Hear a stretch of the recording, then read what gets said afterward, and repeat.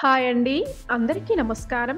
ఈ వీడియోలో మనం సంతానం లేకుండా బాధపడేవారు, ఉద్యోగం లేనివారు, కుజదోషంతో బాధపడేవారు, వివాహం ఆలస్యం అవుతున్నవారు, భార్యాభర్తల మధ్య అన్యోన్యత లేనివారు, రాహుకేతు దోషాలు ఉన్నవారు, కాలసర్ప దోషాలతో బాధపడేవారు, షష్ఠి రోజున గాని, మంగళవారం రోజున గాని జంట నాగులకి పూజ ఎలా చేయాలో ఇప్పుడు మనం వివరంగా తెలుసుకుందాం. అలాగే ఆ రోజు పాటించాల్సిన నియమాలేంటో కూడా ఇప్పుడు మనం క్లియర్‌గా తెలుసుకుందాం. ఫ్రెండ్స్, మీరు మన ఛానల్‌ని కొత్తగా చూస్తున్నట్లయితే మన ఛానల్‌ని సబ్స్క్రైబ్ చేసి పక్కనే ఉన్న బెల్ ఐకాన్‌ని క్లిక్ చేయండి. నేను చేసే ప్రతి వీడియో మీకు నోటిఫికేషన్ రూపంలో ముందుగానే వస్తుంది. జంట నాగులకి పూజ చేసే రోజు ఉదయాన్నే నిద్రలేచి ఇల్లంతా శుభ్రం చేసుకొని తలస్నానం చేసి ఇంట్లో పూజ మందిరాన్ని శుభ్రం చేసి దేవుడి ఫోటోలని విగ్రహాలకి గంధం కుంకుమ పువ్వులతో అలంకరించి ఇంట్లో దీపారాధన చేయాలి. ఆ తర్వాత మీకు దగ్గరలో ఉన్న నాగసర్పాల గుడికి వెళ్లి పూజ చేయాలి. ఎప్పుడైనా ఏదైనా గుడికి వెళ్లే ముందు ఇంట్లో పూజ చేసి వెళ్ళాలి. ముందుగా మీరు జంట నాగులకి పూజ చేసే ముందు కాళ్ళు కడుక్కొని పూజని ప్రారంభించాలి. మొదట నీటితో అభిషేకం చేసి అక్కడంతా శుభ్రం చేసి ఆ తర్వాత మీరు మీ గోత్రనామాలను చెప్పుకోవాలి.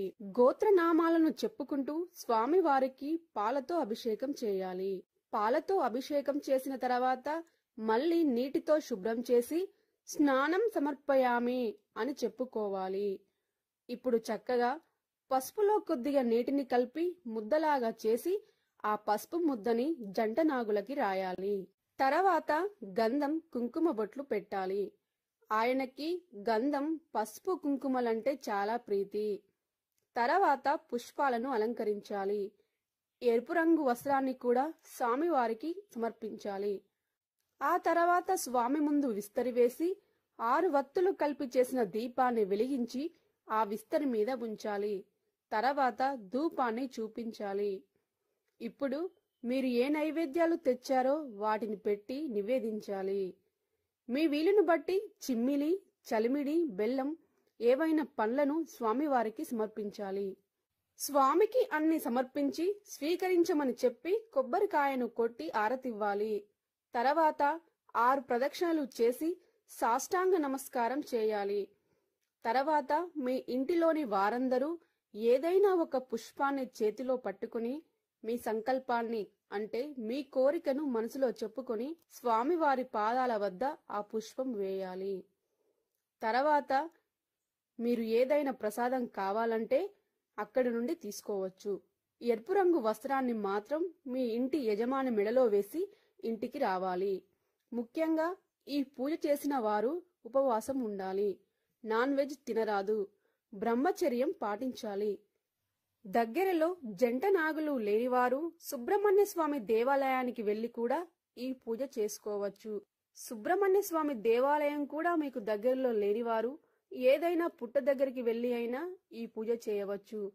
అది కూడా వీలు కాని వారు ఇంటిలోనైనా స్వామివారి ఫోటో పెట్టుకుని ఈ నైవేద్యాలు పువ్వులు పెట్టి పూజ చేయాలి. అలానే సుబ్రహ్మణ్యాష్టకం చదివితే చాలా మంచిది. కానీ ఈ పూజ మాత్రం ఎవ్వరూ మిస్ చేసుకోవద్దు. ఈ రోజు చాలా అద్భుతమైన రోజు. ఈ పూజ చక్కగా చేస్తే మీకు ఏమి కావాలి అన్నా సుబ్రహ్మణ్య స్వామి ఇస్తారు. అలాగే ఈ రోజు ఉపవాసం చేసేవారైతే గనుక రకరకాల పద్ధతిలో చేస్తారు. కొంతమంది కేవలం చిమ్మిలి మాత్రమే తిని ఉంటారు. మరికొంతమంది పండ్లను మాత్రమే తింటారు. మరికొంతమంది అయితే ఉప్పు వేయకుండా చేసిన చప్పిడి తిండి తింటారు. ఇంకా కొంతమంది పిల్లల కోసం మొక్కుకొని ఏమీ తినకుండా కటిక ఉపవాసం ఉంటారు. ఇవి మీ ఆచారాలను బట్టి, ప్రాంతాన్ని బట్టి, మీ శరీరం సహకరించే దాన్ని బట్టి కూడా ఆధారపడి ఉంటుంది. కాబట్టి ఏ విధమైన ఉపవాసమైనా చేయవచ్చు. ఇక ఉపవాసం ఉండలేని వారైతే గనక మధ్యాహ్న భోజనం చేసి రాత్రికి ఏవైనా పండ్లని కాని ఫలహారాన్ని కాని తీసుకోవచ్చు. ఈ విధంగా ఏమి తిన్నా కూడా మధ్యాహ్నం 2 గంటల తర్వాత మాత్రమే తినాలి. ఒక్కసారి మాత్రమే తినాలి. మళ్ళీ మర్నాడు ఉదయం పూజ చేసిన తర్వాత మాత్రమే తినాలి. ఈ విధంగా సంతానం లేని వాళ్ళు సంతానం కోసం, సంతానం ఉన్నవారు పిల్లలు ఎల్లప్పుడూ కూడా ఆయురారోగ్యాలతో ఉండాలని కోరుకుంటూ, వంశాభివృద్ధి కోసం కూడా కోరుకుంటూ వల్లి దేవసేన సమేత సుబ్రహ్మణ్య స్వామికి పూజ చేసి ఆయన యొక్క కరుణా కటాక్షాలను పొందండి. ఫ్రెండ్స్, మీకు ఈ వీడియో నచ్చినట్లయితే లైక్ చేసి కమెంట్ రాయండి. Thank you for watching. Please subscribe my YouTube channel.